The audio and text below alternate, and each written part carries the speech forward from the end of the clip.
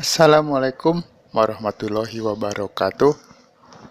Jumpa lagi dengan channel Electronication, channelnya untuk belajar elektronika. Kali ini kita akan belajar untuk mengerti tentang impedansi. Apa itu impedansi? Ikuti saja video ini sampai selesai. Jika kita mempunyai satu sumber tegangan yang berbentuk gelombang AC sinusoida, katakanlah dengan dalam matematikanya VT sama dengan V maksimum dikali sin omega T dengan bentuk arus seperti bentuk gelombang seperti sinusoida murni. Lalu si gelombang tersebut jelas-jelas pasti mempunyai tegangan maksimum Vm. Kalau mau jelas tentang ini bisa lihat video saya tentang parameter gelombang AC. Lalu kita kasih beban berupa resistor murni dan disambungkan, maka akan timbul tegangan di resistor tersebut, juga arus yang akan mengalir masuk ke dalam resistor.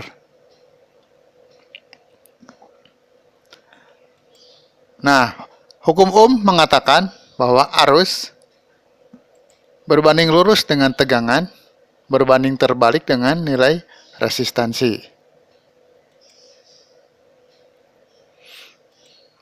Maka kalau kita hitung, arusnya adalah tegangan dari sumber tegangan tersebut atau tegangan yang sampai di resistor tersebut, yaitu VR, dibagi oleh nilai R. Karena di sini VR, tegangan di R itu sama dengan tegangan di sumber tegangan, maka kita ambil VR-nya sama dengan Vm kali sin omega T dibagi R. Nah, kita lihat di sini karena kita yang tidak ada parameter yang diketahui, hanya berupa dalam variabel, maka jelas bahwa di sini si arus tersebut sama persis dengan tegangan, baik itu dalam hal frekuensinya, yaitu tidak ada beda fasa dan dengan frekuensi yang sama. Berarti kalau digambarkan, si arus ini akan sama persis, yang berbeda hanya amplitudenya saja, karena dibagi oleh resistor. Kalau resistornya bernilai 1, maka arus akan sama persis dengan tegangan. Nah, kalau kita mau menghitung RMS-nya juga sama, arusnya akan sama, nilai maksimum, arus maksimum akan sama dengan Vm maksimum dibagi R, dan arus efektif sama dengan tegangan efektif dibagi resistor. Jadi kalau kita gambarkan ke grafik fasor, yaitu arus dan tegangan satu jurusan, satu searah. Nah, sekarang bagaimana kalau si sumber tegangan tersebut disambung dengan sebuah induktor? Maka otomatis dalam induktor tersebut akan timbul tegangan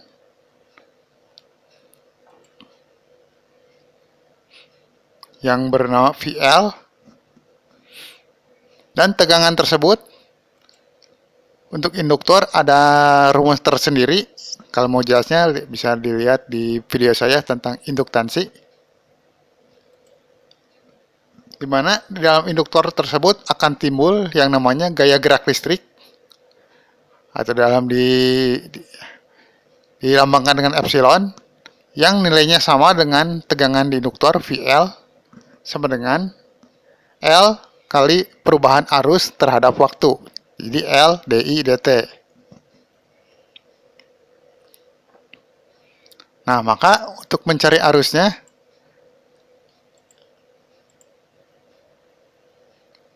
nah di sini VM-nya, tegangan VL-nya sama dengan tegangan maksimum karena disambung langsung.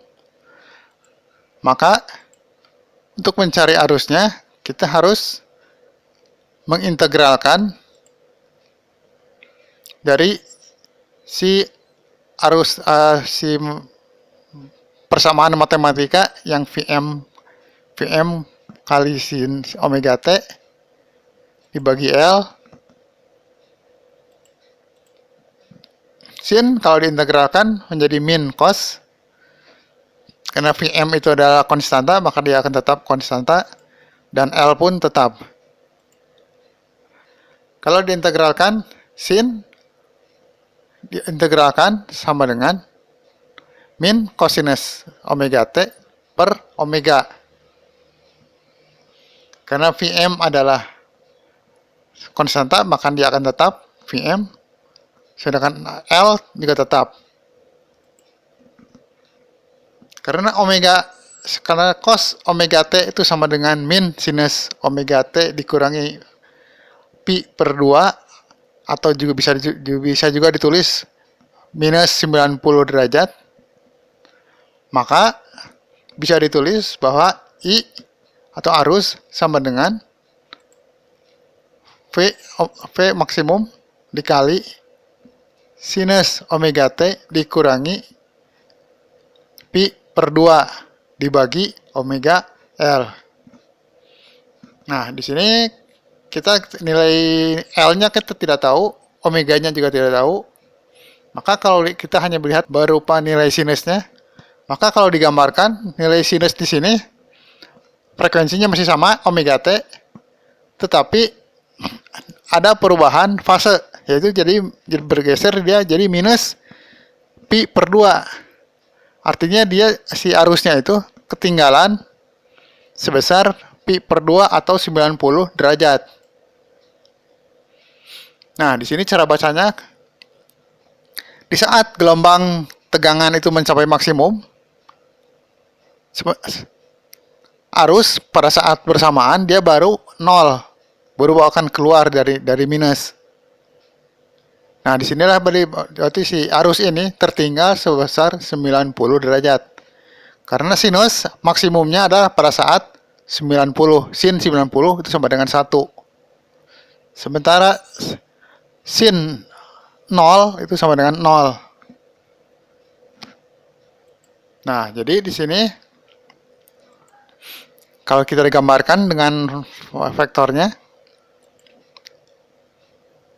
pada saat untuk tegangan pada saat tegangan muncul, si arus ini dia justru ke arah 90 derajat. Dia tertinggal 90 derajat. Nah, sementara hukum Ohm mengatakan bahwa impedansi atau resistansi itu tegangan dibagi arus. Jadi di sini impedansi atau nilai impedansi dari L ini sama dengan tegangan yang dari sumber tegangan dibagi arus yang tadi kita hitung.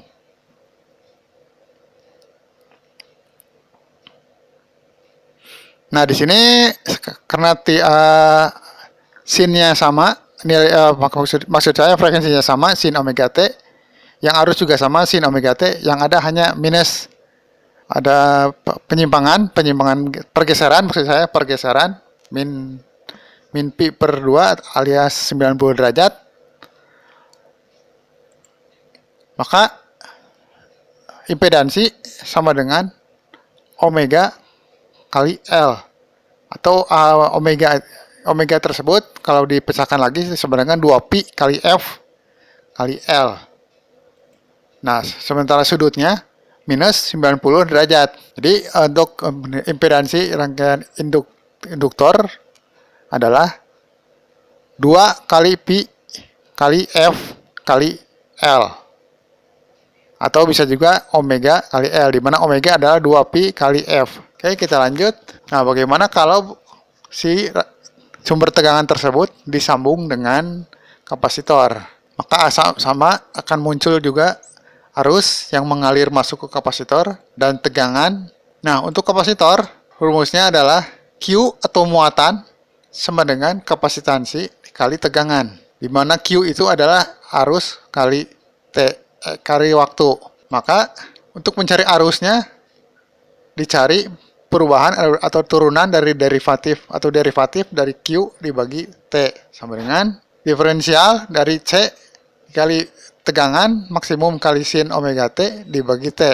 Hasilnya arus sama dengan omega, karena diferensial sin omega T itu sama omega kali cos omega T, karena dan C itu juga konstanta tetap, maka akan tetap Vm juga konstanta akan tetap. Maka dan karena cos omega T itu kalau dipindahkan ke sin itu jadi sinus omega T ditambah 90 atau bisa juga disebut ditulis pi per 2, maka jadinya arusnya adalah omega kali C kali V kali tegangan kali sin omega T ditambah pi per 2. Nah, jadi kalau kita gambarkan ke dalam gelombang, si arus ini dia mendahului sebesar pi per 2 atau 90 derajat.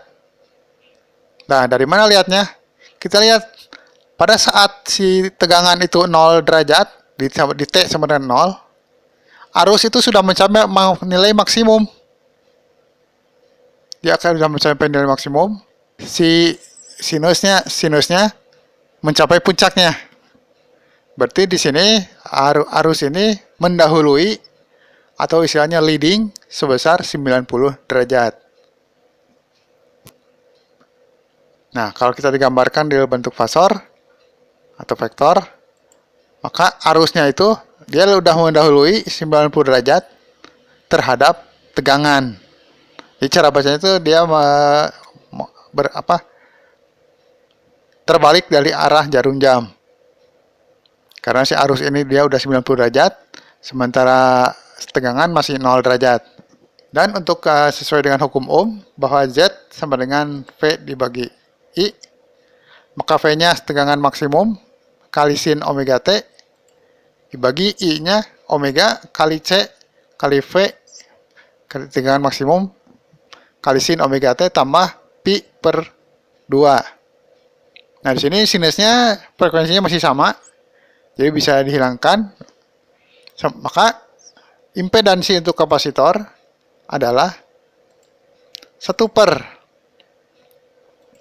omega kali C, atau nilai reaktansi dari kapasitor adalah 1 per omega kali C, atau sama dengan juga 1 per 2 kali pi kali F kali C.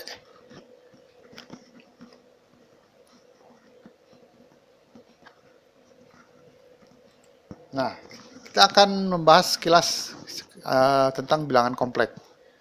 Itu bilangan kompleks yaitu bilangan yang kalau kita tulis dalam matematika dinotasikan dalam bentuk jadi A plus J kali B, J B.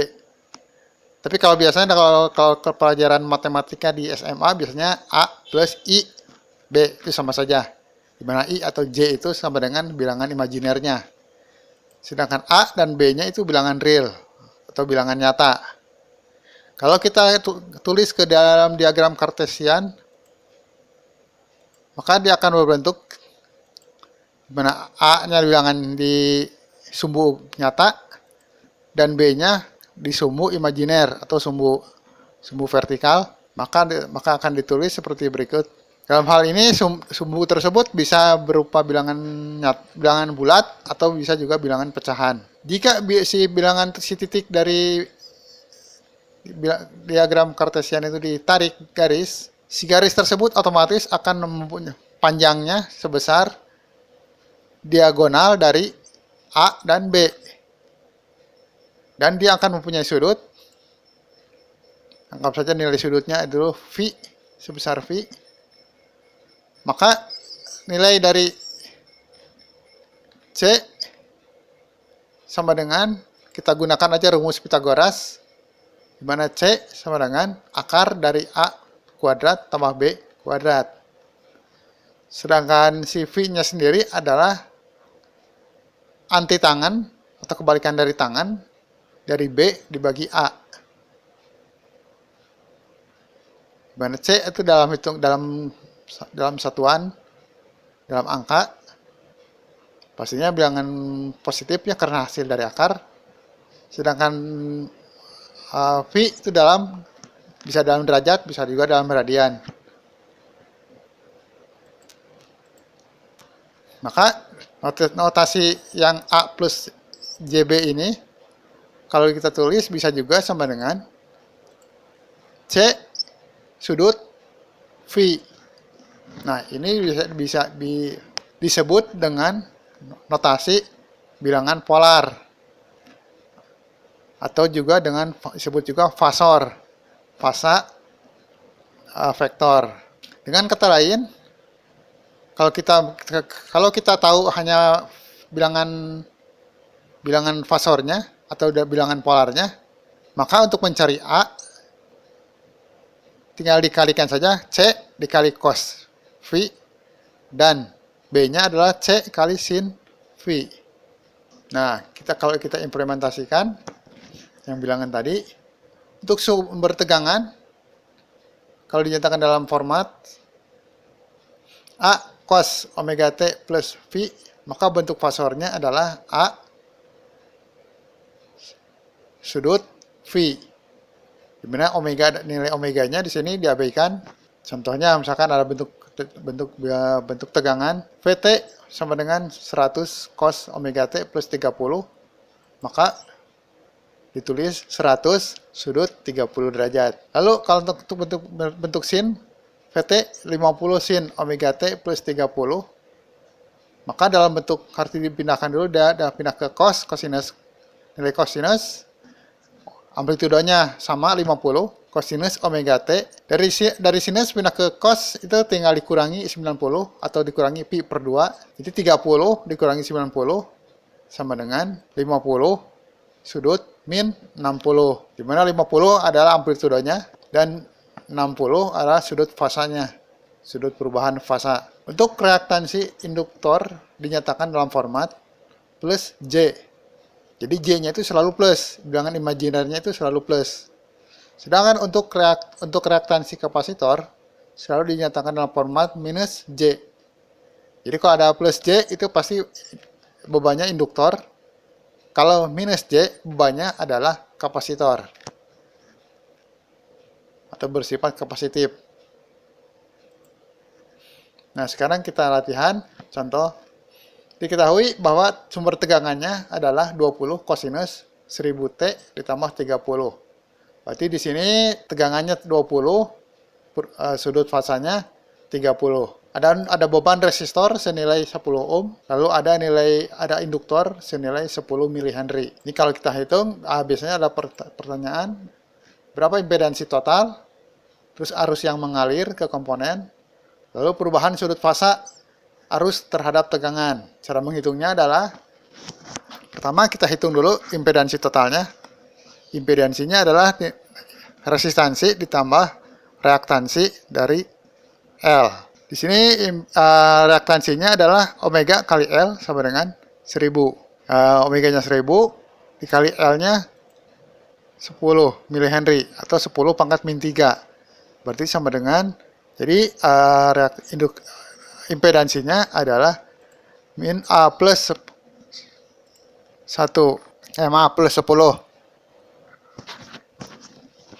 Jadi impedansinya ditulis 10 plus J plus 10. Di mana J ini adalah bilangan imajiner. Nah, maka kalau dalam bentuk polar, maka 10 dikuadratkan tambah 10 dikuadratkan diakarkan. Berarti akar 200. Akar 200 ini kalau kita pecahkan, jadi dia akar 2 kali 10.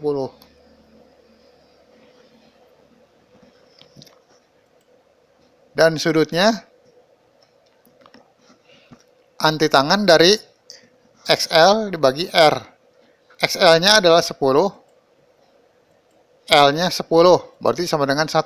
Anti tangan dari 40 dari 1 itu adalah 45 derajat. Maka impedansinya akan ditulis 10 akar 2 sudut 45 derajat.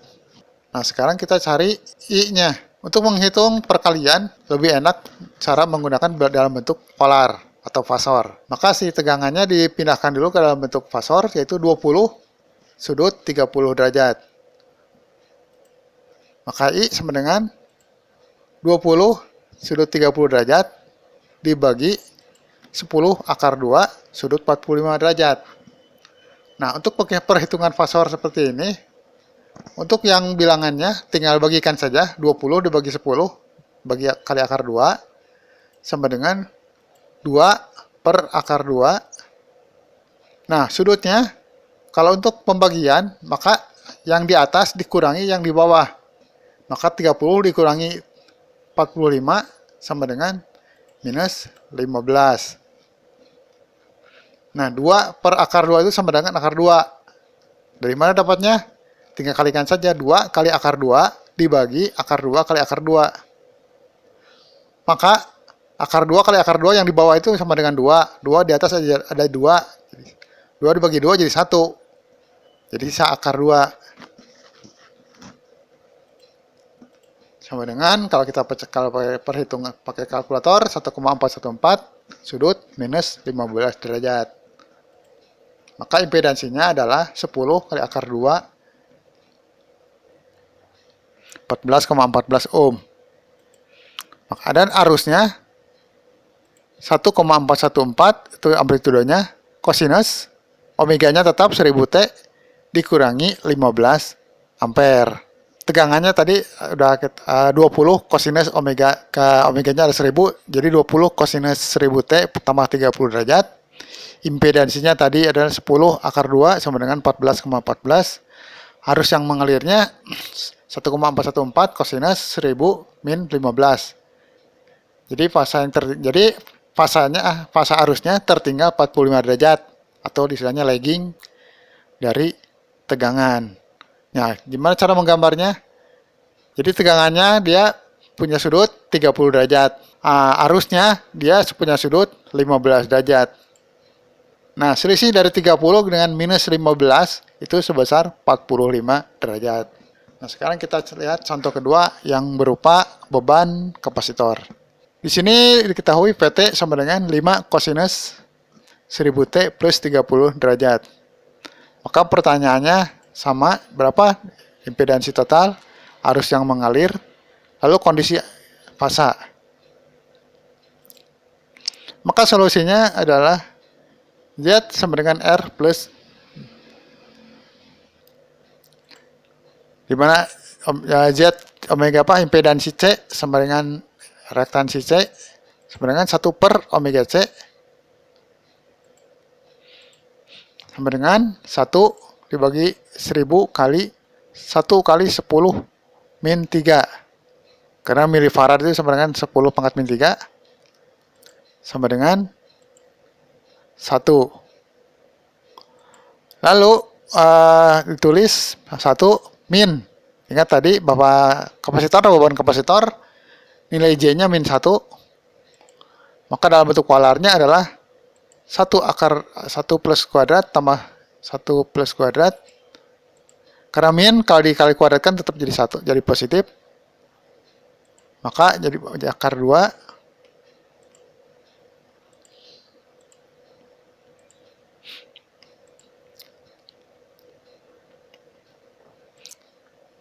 Nah, kapasitor maksudnya tegangannya 5 cos 1000 T plus 30 sama dengan 5 sudut 30 I. Maka I-nya adalah 5 sudut 30 dibagi akar 2 sudut min 45. Sama dengan 5 dibagi akar 2 sama dengan akar 3,536. Kita hitung pakai kalkulator saja. Lalu sudutnya 30. Nah, kalau di sini karena yang di bawah minus, begitu pindahkan ke atas dia otomatis jadi plus. Jadi 30 tambah 45 sama dengan 75. Maka impedansi totalnya adalah akar 2 sama dengan 1,414. Lalu arus yang mengalirnya adalah 3,536 kosinus 1000 T tambah 75 ampere. Nah, bagaimana gambarnya? Jadi kalau digambarkan, si tegangannya tetap sama, minus 30 derajat dengan beban dengan amplitudenya 5 sebesar 5. Arusnya dia amplitudenya 3,56 dengan sudut 75 derajat. Nah, di sini bahwa arus itu lebih karena di sini ngitungnya terbalik dari arah jarum jam, arus itu lebih dahulu 75 derajat dibanding arus itu 45 derajat lebih dahulu dibanding dengan tegangan. Nah, sekarang kita coba untuk yang latihan untuk tiga komponen, yaitu RLC. Pertanyaannya masih sama. Maka ngitungnya kita hitung dulu impedansi total. Maka impedansi L-nya sama dengan 1 ohm. Kita hitung saja. Lalu impedansi kapasitornya 1 per omega C sama dengan 1 per 2 sama dengan setengah ohm. Maka ZC-nya atau Z totalnya 1 plus J1 min 0,5 karena kapasitor itu minus sama dengan 1 plus J 0,5. Maka bentuk polarnya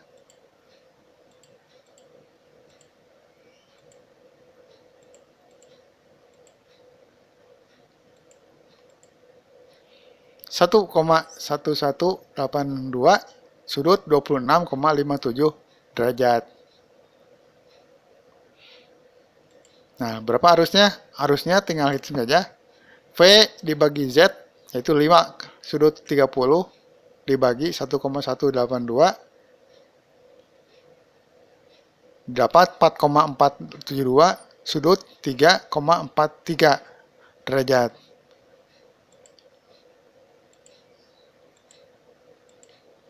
Nah, gimana menggambarnya? Jadi tegangannya tetap 30 derajat sebesar 5, amplitudenya 5. Lalu arusnya 4,47 dengan sudut 3,43 derajat. Nah, berarti di sini ada selisih sebesar 26,57 derajat. Jadi arusnya terlambat atau lagging dari tegangan. Ya karena nilai dari impedansi L lebih besar daripada nilai impedansi dari C. Makanya dia masih tetap lagging meskipun ada kapasitor.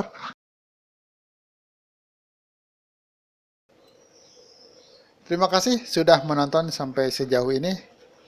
Apabila Anda merasa video ini berguna, silakan like, share ke teman-teman atau ke saudara, dan jangan lupa subscribe. Apabila Anda tidak merasa video ini tidak berguna atau ada kekurangan, silakan dislike. Jangan lupa juga untuk menulis komen di kolom komentar. Terima kasih, sampai ketemu lagi. Wassalam.